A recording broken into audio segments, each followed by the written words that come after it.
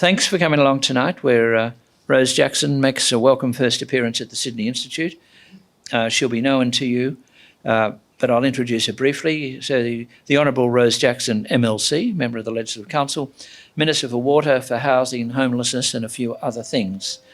She graduated from the University of Sydney in Law and Economics, became a trade union official with United Voice, and also worked in the Labor Party head office, and of course then became a Member of Parliament, and after that a Minister in the Minns Labor government. And the topic for tonight's talk is, why is it difficult to make change in government? Rose Jackson, you're very welcome. Thank you.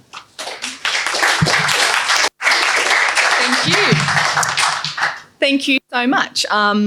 It's such a pleasure to be here tonight with the Sydney Institute. I'd like to start by acknowledging the traditional custodians of the land on which we meet, the Gadigal people of the Eora Nation, and pay my respects to elders past and present, and extend that respect and acknowledgement to any Aboriginal people joining us for tonight's conversation. I'd like to thank Jared and the Sydney Institute for the invitation to speak this evening, and it is truly a testament to the deep commitment of the Institute to free speech, open dialogue and the power of ideas that you would invite me, one of the oft described, not necessarily by myself, although it's not a label that I'm uncomfortable with, most progressive members of the New South Wales Labor government. And yes, perhaps strange bedfellows, but it is this spirit and sentiment of unexpected minds meeting that will form the theme of my comments tonight. And as has been mentioned, I will take as my topic, why is it so bloody hard to solve complex problems in government? And I will do some admiration of the problem and some attribution of blame, but because I get particularly bored by just talking about challenges and particularly excited talking about solutions, I will venture some thoughts on what we might do to address this problem. So the obvious complex problem that I personally am grappling with is housing. It is simply not accessible or affordable in Sydney. Middle-class people with decently paying jobs have lost their grasp on our housing market. The average income required to purchase a home in Sydney is close to $300,000. Forbes recently reported that the average income in Sydney was closer to $80,000. So the nexus between working hard and having a good life, being able to get that foothold in the property market, has been broken.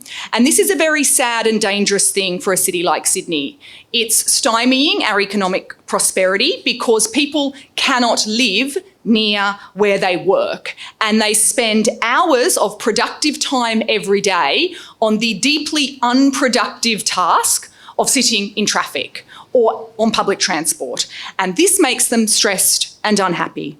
It inhibits economic growth because working people are spending too much of their income on housing, meaning there is less discretionary spending to support a vibrant culinary scene or cultural scene or a strong retail sector, or even better, starting new businesses or investing in new skills. There's no money left for anything fun or productive or new or interesting after property has hoovered it all up. We are losing a generation of the brightest and most talented people from our city. The Productivity Commission recently noted that double the number of 30 to 40-year-olds left Sydney than arrived in recent years, and housing costs are the principal driving factor, driving people away from Sydney. And what a shockingly dull and lifeless place our city will be if this trend is not arrested. And of course, the hollowing out of future Sydney says nothing about the consequences of housing inequality for the most vulnerable. As housing becomes unaffordable, and in particular the rental market experiences record high rent increases and record low vacancy rates, people who were otherwise in precarious but bearable housing at the bottom end of the rental market are falling out altogether. And they are experiencing forms of homelessness or becoming tenants of social housing at alarmingly increasing rates. And this spiralling inequality makes our cities more unsafe places to live, to work and to raise your family. The social safety net that should be there for people is buckling and it's full of holes. So yes, it's grim. Housing is a major and complex challenge. It's the type of complex challenge that it is almost impossible to confront. Complex in that there is not one solution. There isn't one program we can fund, one policy we can change. It's not as though around government, instead of doing this, we could do that and the problem would be solved. No, it's complex in that it requires different levels of government doing lots of different things at the same and similar times, and many of them are expensive. And what I think is particularly challenging about housing is as we have conversations about why it's so hard to solve complex problems in government, this is an example of one where you're trying to fix the plane as you're flying it.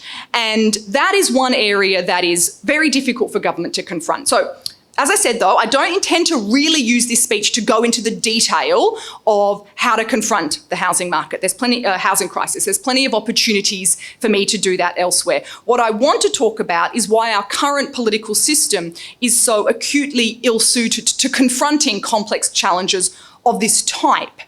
Things that take time to solve, solutions that eschew sound bites, problems that we can solve, but as I said, not easily or quickly, and where the tsunami of challenges associated with the problem are pushing right up against the time and energy and effort it takes to solve them. So for some context, tonight it is almost exactly 1 year since the new cabinet of the New South Wales Labor government was sworn in.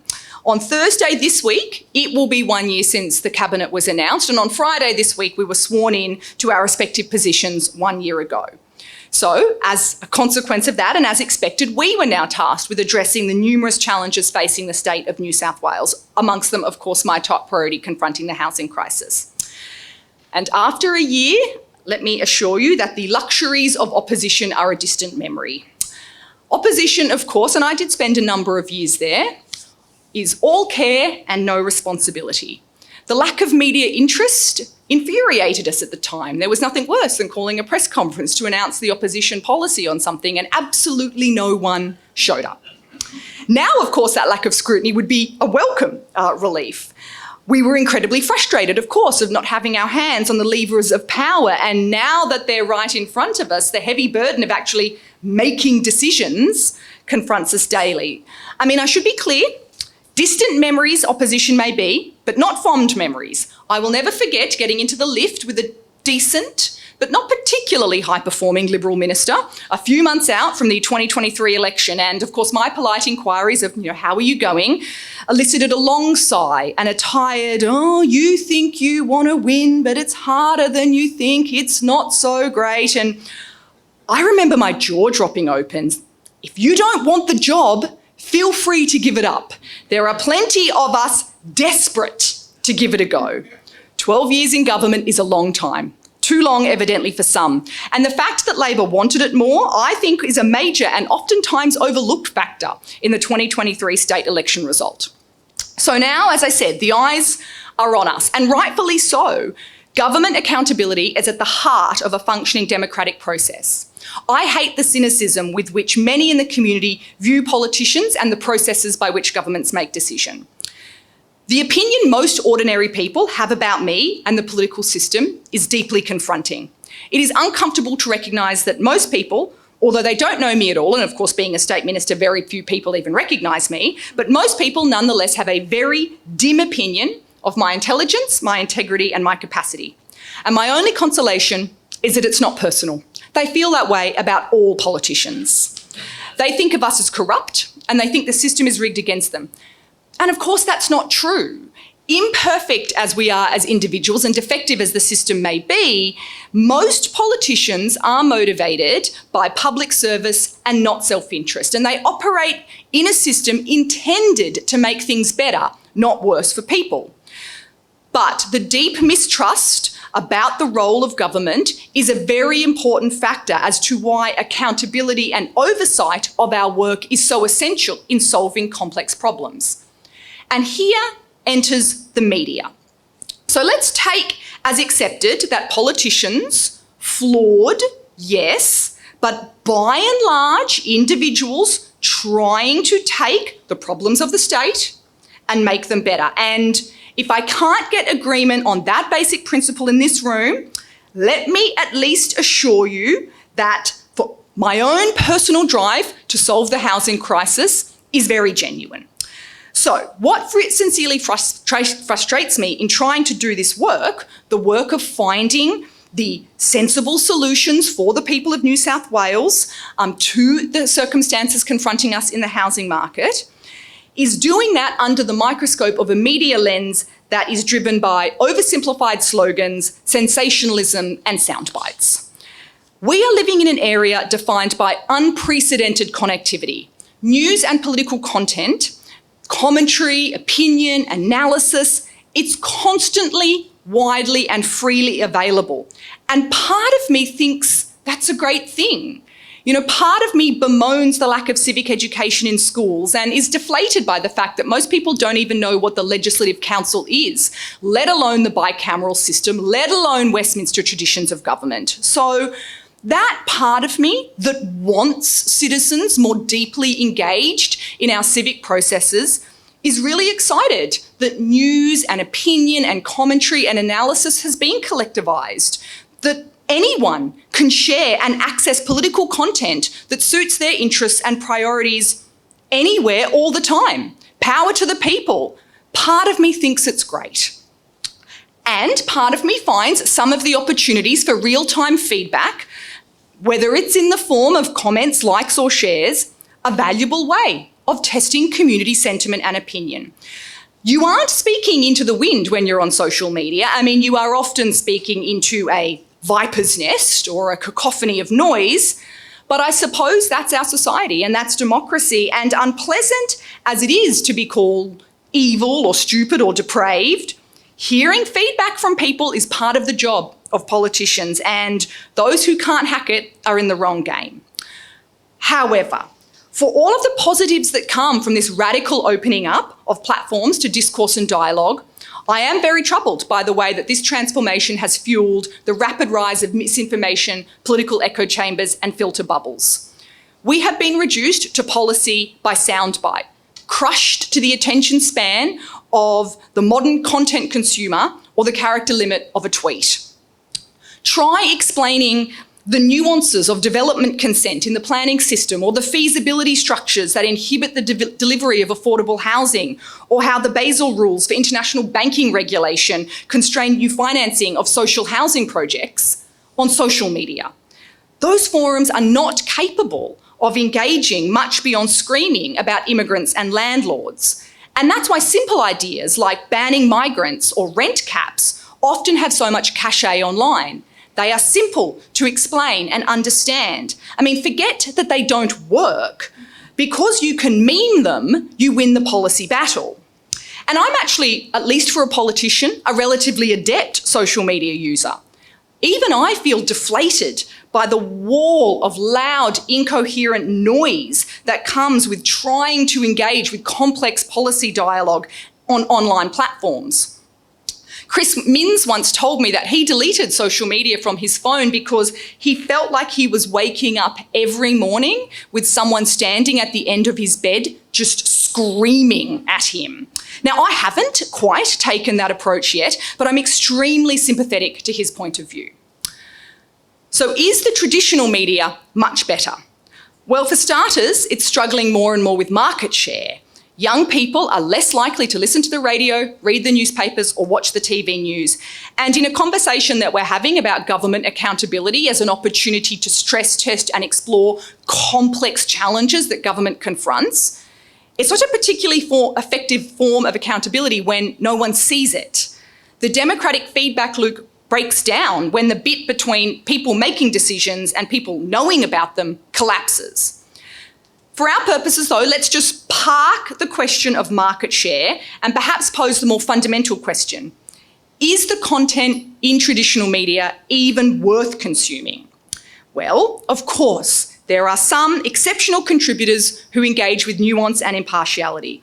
However, the reality is that there is an increasing growth of players and platforms with agendas who make it difficult to govern effectively. One small but illustrative example in my area of work is the exploration we are conducting into regulation of the short-term rental market. Now, The short-term rental market is hardly the biggest issue in the housing policy ecosystem, but nonetheless, it's a factor that is driving affordability and accessibility challenges, particularly in some specific locations. So we launched a discussion paper with an all options on the table approach to considering policy solutions. Surely this is the type of open-minded and consultative approach we want from government on complicated issues where there's no easy solution and we're balancing interests and priorities. Surely, right? Wrong. Because of the fear around media reaction and scare campaigning on some potential options, there was anxiety almost to the point of paralysis with even launching a discussion paper.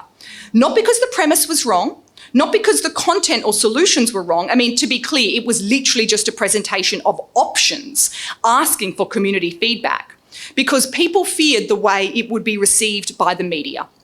And when policy dialogue is stalled or derailed because of the way our media receives and treats complex issues, we are in a political environment that is hostile to reform.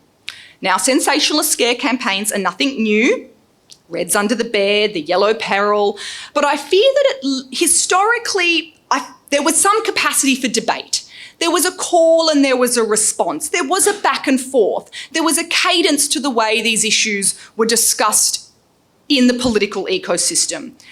Now, there's less of that. It's just everyone constantly shouting at each other. Now, as I've said, there are, of course, exceptions who really do try to provide forums for robust and impartial and nuanced dialogue. And perhaps the sweeping way that I am describing the media environment is a sign that I'm guilty of some of the same reductive generalisations. But 1 year into government, I cannot avoid the conclusion that progress possible on complex issues like housing is not well supported by the headline-grabbing and agenda-driven approach of some loud media voices. And one of the consequences of the environment I have described is that people are either deeply polarised or completely disengaged. And that has made one of the very powerful ways that we can confront complex and challenging problems even more difficult. And that's through unexpected partnerships and alliances. So that ability to reach across the aisle, to share purpose with perhaps an unexpected political enemy in some ways, those powerful unions can create new perspectives on complex issues. But that type of work where different people from different parts of the political spectrum join together to highlight or put a spotlight on a particular challenge to demonstrate to the community that there were different perspectives coming together, that is all so much more difficult in the environment I've described because it's met by shrieks and disdain from your own base who are appalled by any sign of ideological weakness. She's agreeing with who now? What a sellout.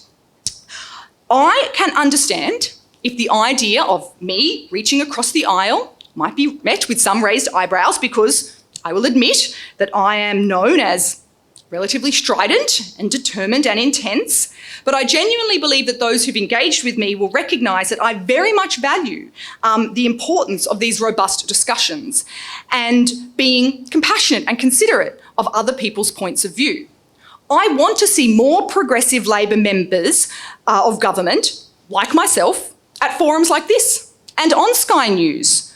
I also want to see leaders of conservative political parties actually engaged on TikTok and sitting down with, not sneering at The Guardian. Those types of things used to be a lot easier for politicians to do. It used to be a lot easier to engage with different platforms, to speak to different audiences, to link up with erstwhile political opponents. Nowadays, in the deeply polarised environment in which we operate, it's really risky for a politician to form those kind of collaborations lest your own base desert you and see it as a sign of weakness. I want to be clear that I am for a culture of dialogue and listening, but not one that freezes progress. So when I talk about consultation and collaboration and dialogue, I mean doing that, but not at the expense of moving forward. We cannot be about progress only by consensus. Government is not a 19th century salon or debating society. It is about being prepared to compromise, adjust, move forward, but with some flexibility, not putting consultation as some kind of roadblock or diversion from reform. We need a media environment that fosters engagement, that fosters flexibility, that doesn't deride a willingness to bend or find a middle ground as a back down or a backflip. I mean, I sometimes think that like a backflip is a really awesome skill to have in everyday life, but in political land, it's seen as a sign of failure. Saul Alinsky has a quote I like on this. "The human spirit glows from the inner light of doubt about whether we are right. Those who believe with certainty that they possess the right answer are dark inside and darken the world around them." The media should amplify those inner lights, allow politicians to struggle with complex issues, express doubt, express uncertainty, not force us to darken the world by pretending that we are right all the time. So I've had some choice words to say about the media's role in making difficult and lasting change, but of course, it's unhelpful and inaccurate to pretend that that's the beginning and the end of the stories. Politicians themselves are a big part of the problem.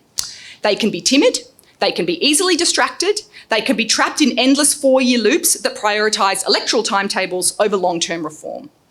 They are either Icaruses, energetic visionaries whose impatience brings them crashing back down to earth, or Neros who are endlessly fiddling and equivocating while the world crashes and burns around them. Now, of course, like the media, I don't mean all politicians, and I'm optimistic actually that the new generation of political leaders in New South Wales from across the political spectrum represent a real break from the caricatures I've described above. Case in point, Chris Minns and Dom Perrottet. These two leaders showed it was possible to disagree in elections without being jerks about it.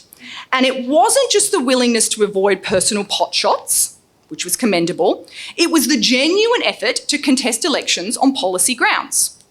What do we think of the future role of privatisation? How do we manage the wages and conditions of public sector workers? Is the health and hospital system functioning well or not? We can genuinely disagree on these matters and contest the right to make decisions about them. And we can do that in a way that doesn't end up promoting a political culture that undermines the capacity of any or all politicians to make decisions and confront difficult challenges. When we argue that our opponents are evil or terrible and shred their credibility just because we want to win an election, it's a race to the bottom, and we're arguing over who loses last, because ultimately we all lose. These New South Wales leaders, I feel, have not just tried to create good cultures, they've also heavily invested in forums that genuinely promote bipartisanship. And not bipartisanship just as a word that we throw around to try and sound centrist, but formal structures that are based on this principle. And the obvious example is National Cabinet and the Ministerial Councils. Now, I don't praise Scott Morrison for much, but I think that National Cabinet and the Ministerial Councils were a genuinely good concept. And both Minns and Perrottet have grasped the opportunity presented. It's not that every effort to make complicated issues bipartisan has been successful, but the good instincts to try and make that work before flicking the switch to attack mode is promising. Chris has demonstrated these good instincts on housing too. So on each and every occasion there has been an opportunity to bring people on the journey of reform, he has taken it. I've personally briefed Mark Speakman with the Planning Minister Paul Scully on work to reform the planning system, asking directly for engagement and support. Chris himself has reached out to local government leaders across Sydney to try and find common ground, calling mayor after mayor to extend offers of dialogue and flexibility if shared goals of increasing housing supply are supported. From Saul Alinsky to Ruth Bader Ginsburg, who has a quote that illustrates this point: "Fight like hell for what you believe in, but do it in a way that brings people with you." It's not about not believing in things, but if politicians want to make lasting change on complex issues, they have to be willing to invest the time and the energy and the effort to bring people on the journey. Confidence in the outcome is only half the point. Plenty of people have good ideas, but never get the chance to see them flourish because they forget the art of persuasion in politics. Not everyone is going to agree with your idea, even if it's a great idea when you first put it out there. And it does take time and energy and effort and unexpected alliances and reaching across the aisle and trying to find common ground to bring people on that journey. And I hope if I've done nothing else with my speech tonight, I have demonstrated that I at least am committed to the art and skill of persuasion. My willingness to show up to audiences and platforms, not necessarily predisposed to my point of view on every issue, is a hope, not a vain hope, a real hope that such effort will be rewarded, not necessarily by agreement, but by a recognition that this is the work we all have to do if we are determined to see the wicked problems of our age confronted in a serious and lasting way. Thank you.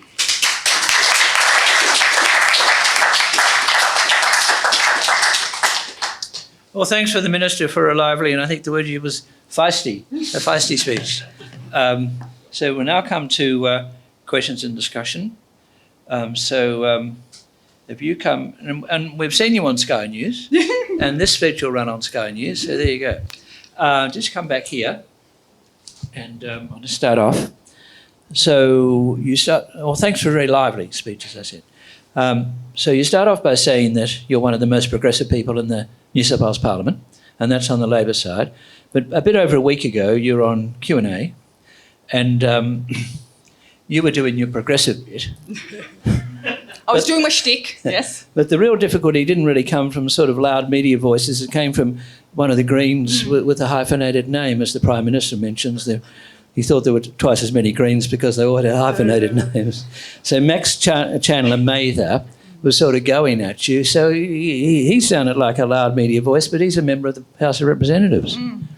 So you talk to the end of that. I mean, Max is a great example of that point that I was trying to make in my speech about someone who's unwilling to acknowledge the complexity of difficult issues. I mean, his view is that, the Commonwealth Government should reform its tax settings around negative gearing and capital gains tax. Okay, that's fine.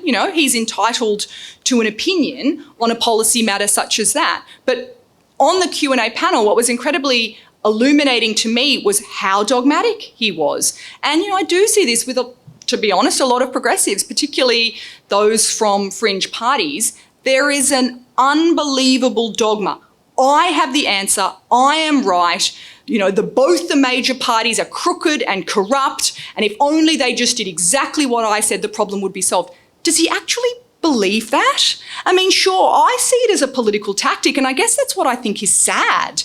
That surely you would recognise that in a conversation about housing, maybe Commonwealth tax settings are part of it.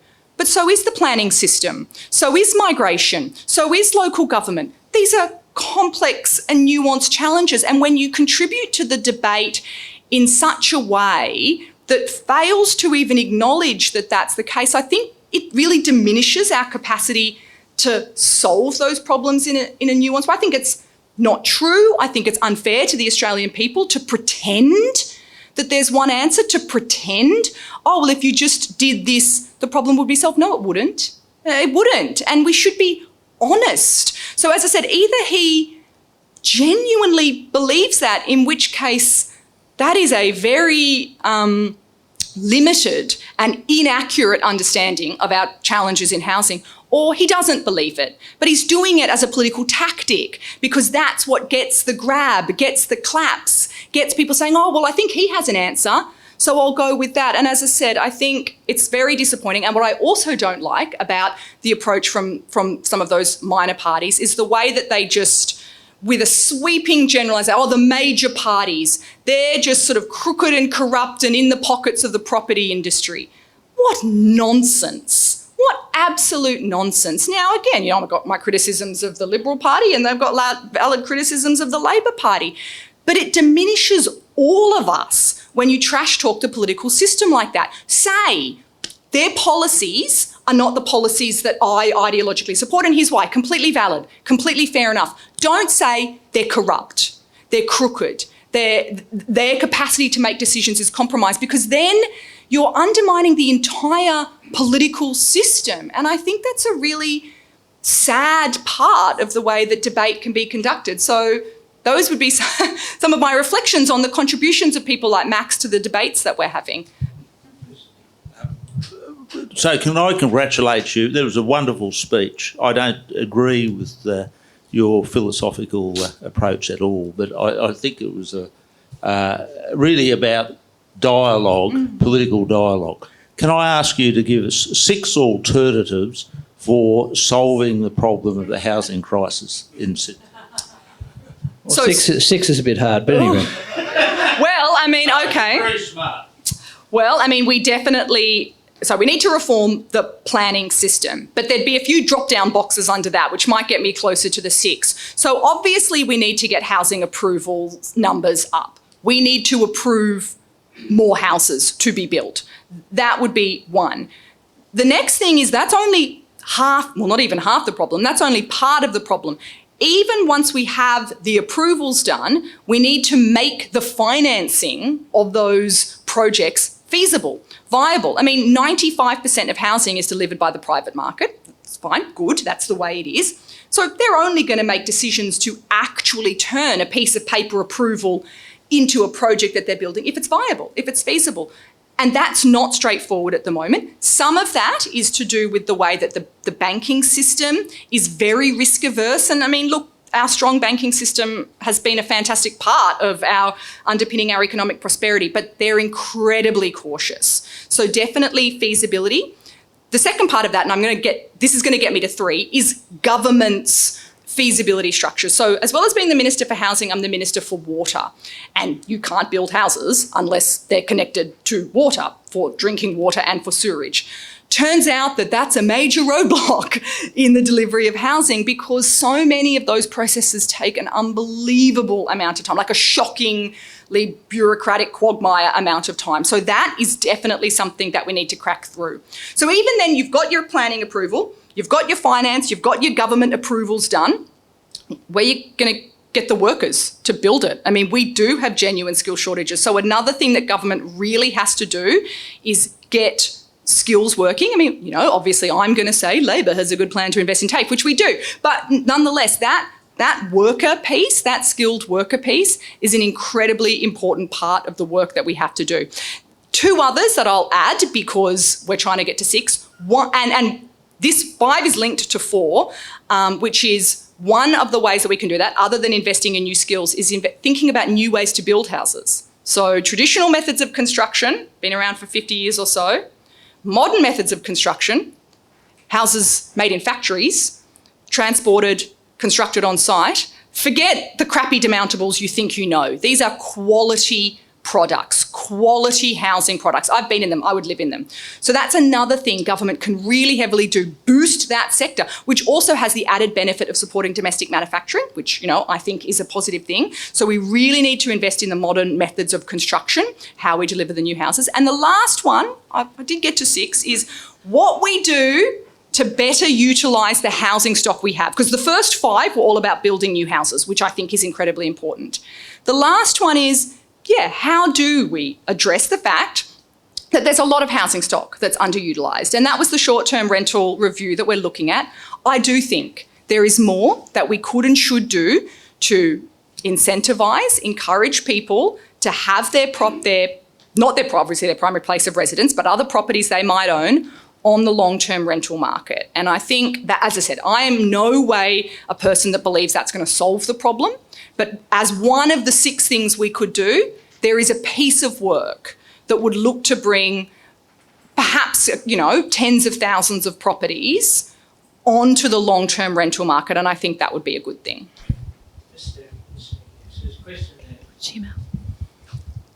Hi. I don't stand up. Okay, sorry. Ulrike Stracker is my name. I'm the Austrian Consul and Trade Commissioner. We've been looking at the housing crisis as Premier Mintz described, yes, we've been looking at the housing crisis and hearing about it, and people suggested that Austria could contribute something by showing its policy on social housing. And there is one other thing that we are trying to contribute. We'll have a stand at Sydney Build with some of our cross-laminated timber companies, because those are exactly the materials to build houses in a quicker way. But I was wondering whether it would be interesting for you to look at the Austrian experience, and I would be ready to.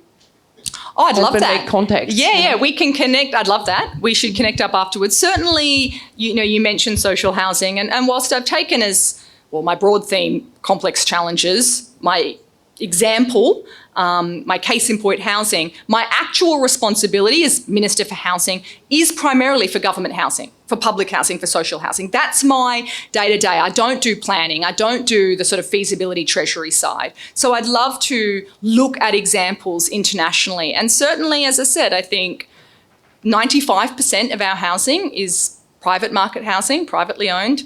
Only 5% is government housing in New South Wales. And that's problematic. As I said, I made that reference to the point that, sure, a big part of the conversation we have is about how the people with middle-class jobs can't get housing, but the consequences of that on the most vulnerable are very significant. And, as that breaks down, as I said, our cities become more unsafe, social cohesion begins to fray, and we end up, as moving towards other cities that we know internationally have experienced very significant housing inequality. And that's not a Sydney that I want to live in. So I'd love to draw on international examples about social housing and government housing, to think about what we might do in Sydney to make that a more viable alternative for people.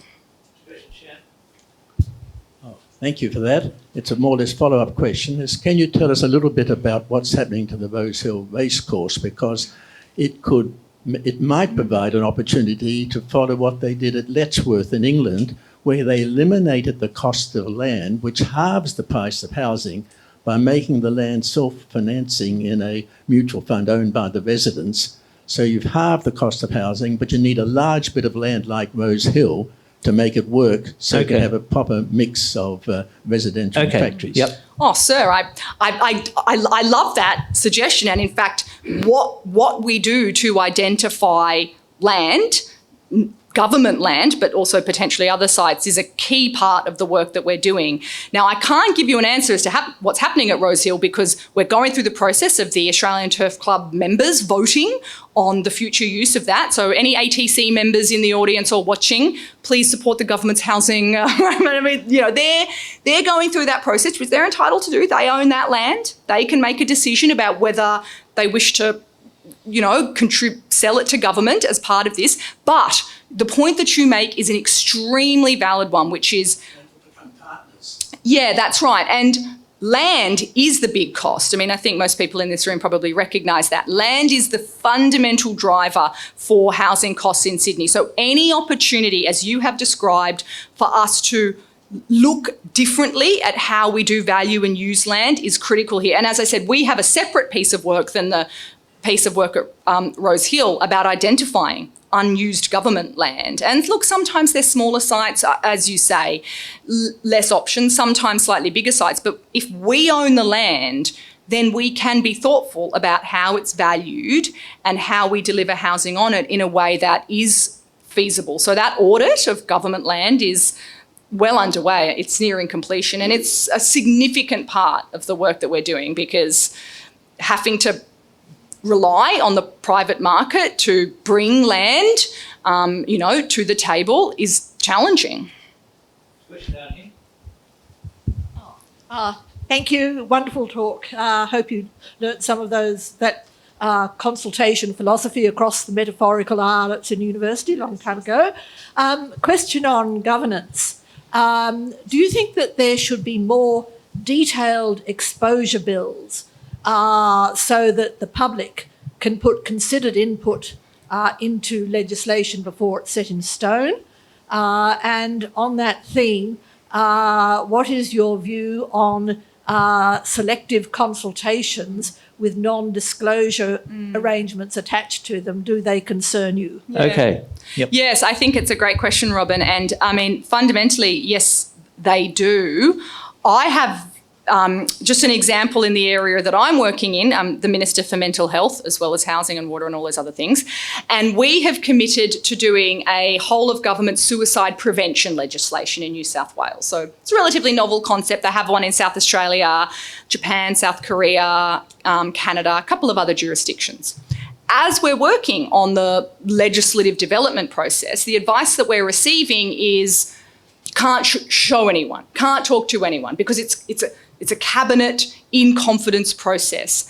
And I am finding this incredibly difficult and incredibly challenging. And to be honest, looking at ways to push back, because fundamentally I am of the view that exposure bills, being open through the whole process of legislative development leads to better outcomes. And I'm not in favour of locking that down and saying, well, until the final piece of legislation has been through Cabinet, it's all Cabinet in confidence and no one can really see or know about it. And in particular in my area of suicide prevention, I think this is a real risk that we end up coming up with a bill that isn't informed by lived experience, by carer feedback, by clinical expertise and evidence. What a waste of time and money this will be for government. If we produce a piece of legislation on suicide prevention that is fundamentally rejected by the kind of people and organisations who it's intended to serve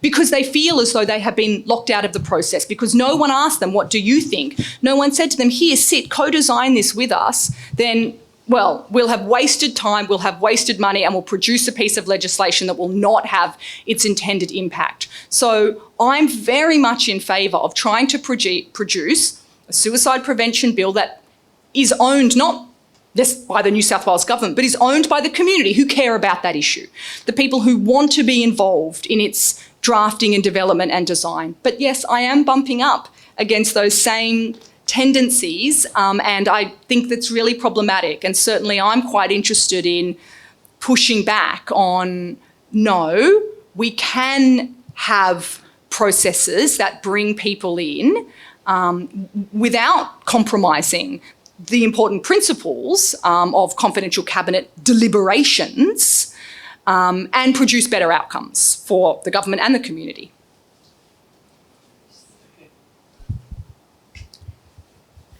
Minister Louise Waterhouse, I'm also the Consul General for the Kingdom of Tonga. So, but I have a couple of things because your speech has been No, got one thing. Okay. A lot of people here. Okay. All right. Well, first of all, from the suicide prevention, having had a suicide over the weekend, I'd be very pleased to be able to have a chance to talk with you about opportunities. But on the real issue, Yes. we talked about Rose Hill, and you probably know that's quite a problematic thing because the members were not informed about it. Yes. But the critical thing to making something like that happen is to find an alternate site. And also, we talked about the cost of land. Why don't we look at, say, the Canberra model or the model that we have in other countries like New Zealand, where we do long-term leasing or rental of land? People can build their houses and take out a 50-year lease or so and so, and that would really solve a major problem. That's it. Yes, look, first of all, I'm sorry to hear about that, and look, Louise, it's just an example of why I think that process that I was describing in response to Robin's question is so important, because people do care. They want government to do better, and they have opinions and experiences that could help us do a good job. And if we lock ourselves in, we lose all of that valuable insight. Anyway, we might be able to touch base about making that work later. But in response to your question about more creative uses of land, again, we are extremely open to those. So long-term lease models, I think have ground lease models are definitely things we should explore. Again, the challenge is because land is so expensive in Sydney and in New South Wales, some of those models make the feasibility of projects quite challenging. Nonetheless, I'm not interested in just having problems. We need to find ways to make them work. So we are exploring that. Land lease communities is another one. Community lands trust. There are different ways. There are creative options for how we can confront the housing affordability issues that we're dealing with. But as I said, it goes back to the theme of my talk, which is when we lock ourselves into, well, we've got to do negative gearing, or we've got to do rent caps, or we just need to cap immigration, or it's just this one thing, all of those different, out-of-the-box, creative ideas from other jurisdictions or from bright minds in our own jurisdiction are sort of lost in the wall of noise with the people, the charlatans in a way, I will say, who are pretending, oh, well, there's just this one thing that you can do. And so I really value people who say, well, actually, what about this idea? But I guess I'm reflecting on some of the challenges that we found in government with really exploring them and breathing life into them. But fundamentally, we are trying. We are trying to look at ways that we can do things a little bit differently. Before we go to the next question, I just want to say that the Minister is also the Minister for Mental Health, the Minister for Youth, and the Minister for the North Coast, which explains some of those questions. Yes, there's a question here. Back to housing and the connection between the land and the value of the home. The retirement village sort of model seems to be going gangbusters to me, and that's got a disconnect between land and the cost of housing. And the standardisation of houses and to scope down the size of houses, stop building McMansions and things like this.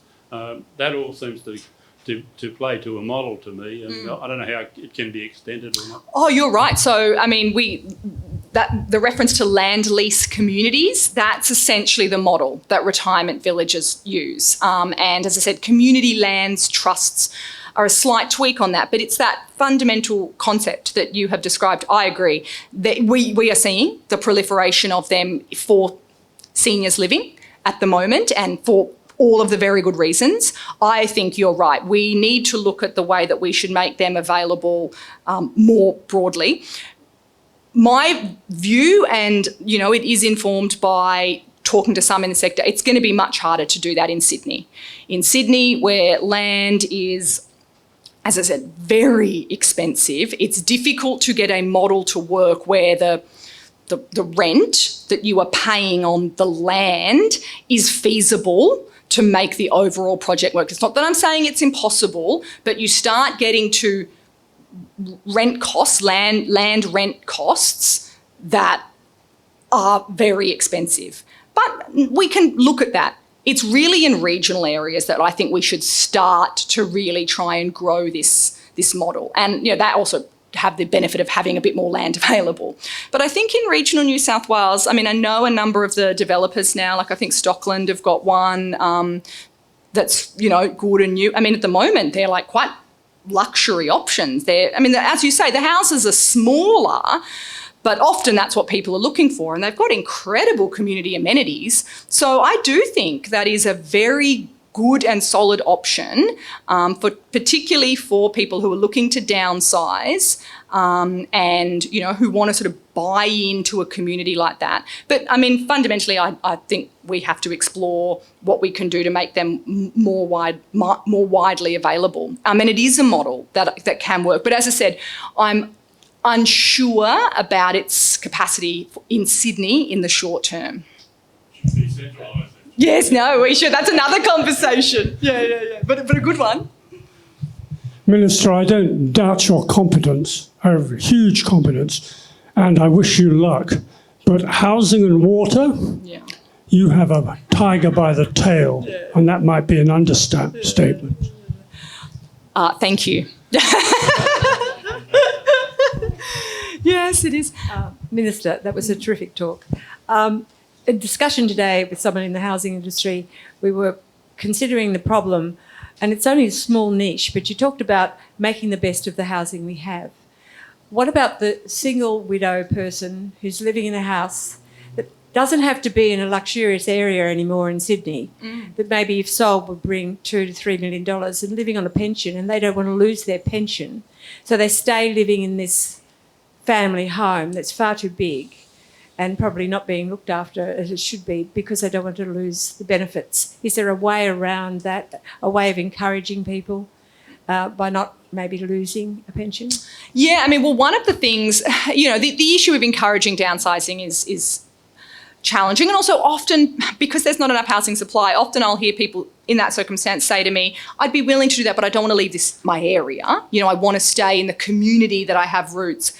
And the options, the alternative housing options, aren't there for them. There isn't the larger apartment or the duplex or the townhouse, the smaller option. That is not available. So I do think part of it is literally building those options so that people might go, well, sure, I can stay in the community that I like and there's a viable alternative place for me to live. So that's one part of it. I do think this issue of what we can do, if people, particularly if they want to stay in the home that they've grown up with and they raise their family in, to allow them to have people stay with them without it impacting their pension is a significant one. And we've done some preliminary advocacy with the Commonwealth about this, but I'm going to sort of try and ramp it up a little bit. It is my view that a huge barrier for those people to renting out a room in their house, which many of them would be willing to do and in fact would love the company, is because, as you say, it negatively impacts their pension and they're not going to do that. And so that, I think, is definitely something that we can be looking at. I mean, in the UK, they have models where people in that circumstance, even if they're not on the pension, are able to access tax breaks if they do that. So if you live in a larger house with a spare room and you rent out that room, they've trialled models where there are tax incentives to do that. Again, I think these are things that we should be looking at. I don't like doing the shtick, the state government shtick, where I say, oh, well, actually, here are all these things the Commonwealth should do, but ultimately that's not my responsibility. I really try and take ownership of the things the state can do. But of course, Anne, it is true that the Commonwealth tax settings and these kind of arrangements could be doing more to incentivise the kind of things that you're describing. And ultimately, I would be supportive of that. And my understanding of the UK model is that it was quite successful, that they actually did have a number of people take advantage of those tax incentives to rent out rooms in their property, and that did provide a good solution for them and for people who are looking for a place to stay. So ultimately, again, back to looking at international examples, we should be exploring that. I've got a question on Zoom. And the person points out that you start off by saying that one of the reasons you thought that Labor won a year ago was because they wanted to win more than the coalition did. But then you went on to say that what was good about the campaign was that the Premier and the opposition leader were besties. Did the Premier really want to win that hard then? Yeah, I mean, I think he did. I mean, I guess my sense is that when I think back to the campaign, as I said, it seems like a distant memory. I feel like it was a bit unfair. Like, I feel like in part it was, 21 against 1. Like, other than the former Premier Dom Perrottet, I don't necessarily think that. A number of the senior ministers had tapped out. They weren't running again. They didn't feature prominently in the campaign. I did feel like the Labor team were much more energetic, present, engaged. That's my sense, of one of the reasons why we were successful. But yeah, I mean, I think the two examples that I would give were the Nazi costume and the former Premier, when people may not remember, it was sort of little issue in the campaign. There was issue about his wife hurting her back. Dom Perrottet's wife hurting her back, and an ambulance was called. And on both occasions, there would have been an opportunity in a nasty campaign for real personal pot shots, Chris to come out and be really personal and nasty about Dom Perrottet. And on both occasions, temptation resisted. Chris, I think, Premier Perrottet's genuine contrition about the costume issue and, the issue with his wife just went, well, that's family, leave him out of it. And so I do think those are examples of running hard on issues, being relentless about privatisation or the wages cap or whatever issues Labor was campaigning on.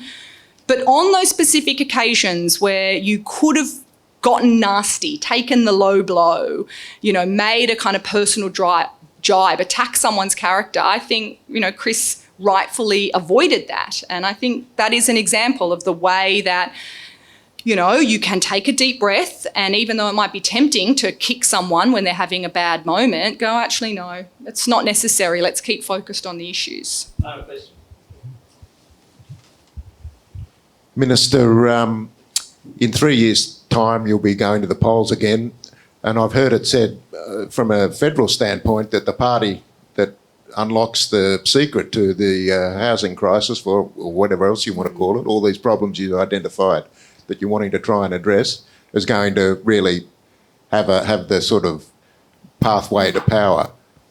Of the ones that you've listed in a couple of years' time or leading into the next state election, are you wanting to be able to say to the electorate, we've made tangible progress on number one, number two? Which issues do you think are going to be what you're going to be able to say to the electorate we've made progress on? Yeah, I mean, I think I would say two things. One, the obvious example is reform of the planning system. Are we getting more houses approved or not?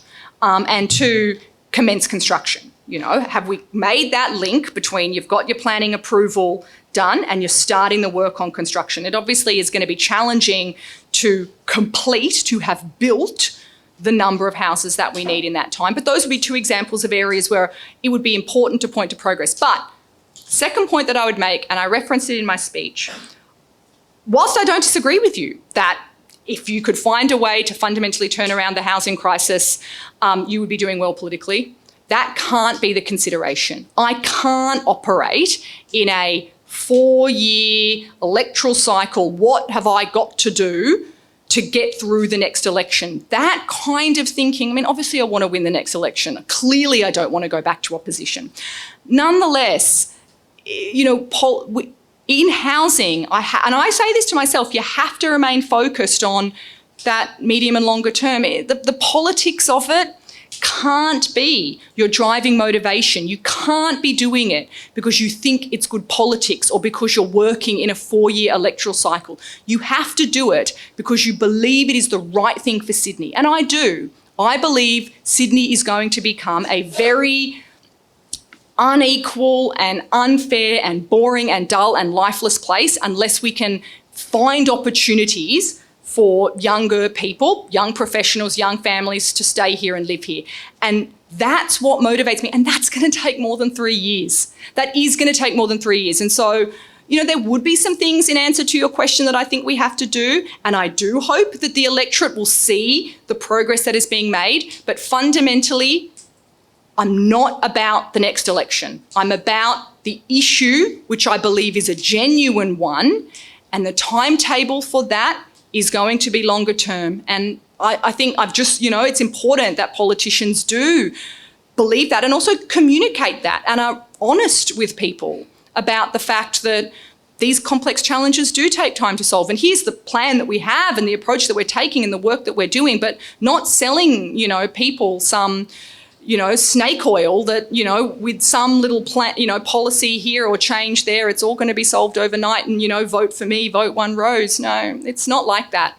And that's the point, in a way, that I was trying to communicate in my speech. And I think more politicians need to more regularly have that dialogue. And actually the community is so much smarter, I think, than a lot of politicians often give them credit for. They, as I said, we can be very reductive and use, you know, generalizations and pretend that people don't understand the nuance. Of course they do. So I think doing more of that is what is very valuable. Many thanks.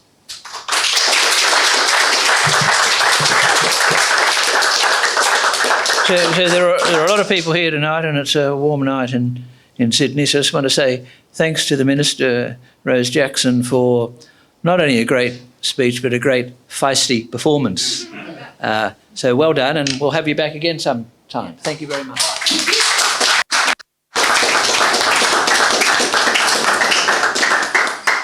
Thanks, folks.